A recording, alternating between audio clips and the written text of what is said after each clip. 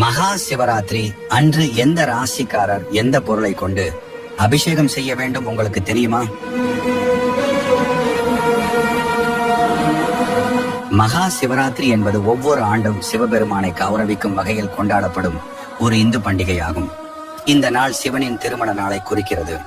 குளிர்காலத்தின் இறுதியில், பிப்ரவரி பிற்பகுதியில் அல்லது மார்ச் மாத தொடக்கத்தில் அல்லது கோடை காலம் வருவதற்கு சற்று முன்பு இந்த நாள் வருகிறது. இது ஒருவரின் வாழ்க்கையில் இருளையும் அறியாமையையும் போக்க பிரார்த்தனை செய்யப்படுகிறது.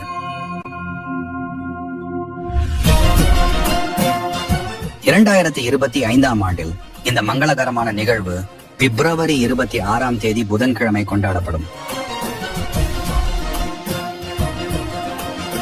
மேஷம் சிவராத்திரி அன்று வெள்ளம் கலந்த நீரை கொண்டு சிவலிங்கத்திற்கு படைத்து சிவ பஞ்சாட்சர மந்திரத்தை சொல்ல வேண்டும். ரிஷபம் தயிரை கொண்டு அபிஷேகம் செய்ய வேண்டும். மிதுனம் கரும்பு சாறு கொண்டு அபிஷேகம் செய்ய வேண்டும். கடகம் சர்க்கரை சேர்த்த பால் கொண்டு அபிஷேகம் செய்து வழிபட வேண்டும்.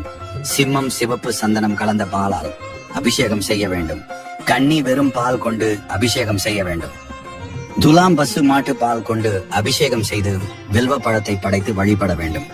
விருச்சிகம் தேன் அல்லது சர்க்கரை கலந்த நீரால் செய்ய வேண்டும். தனுசு குங்கும பூ கலந்த பாலால் செய்து பஞ்சராட்சர மந்திரத்தை படித்தால் இன்னல்கள் நீங்கும். மகரம் நல்லெண்ணெய் அபிஷேகம் செய்து வில்வ பழத்தை படைத்து வழிபட வேண்டும். கும்பம் இளநீர் அல்லது கடுகு எண்ணெய் கொண்டு அபிஷேகம் செய்ய வேண்டும். மீனம் குங்குமப்பூ கலந்த பாலால் அபிஷேகம் செய்ய வேண்டும்.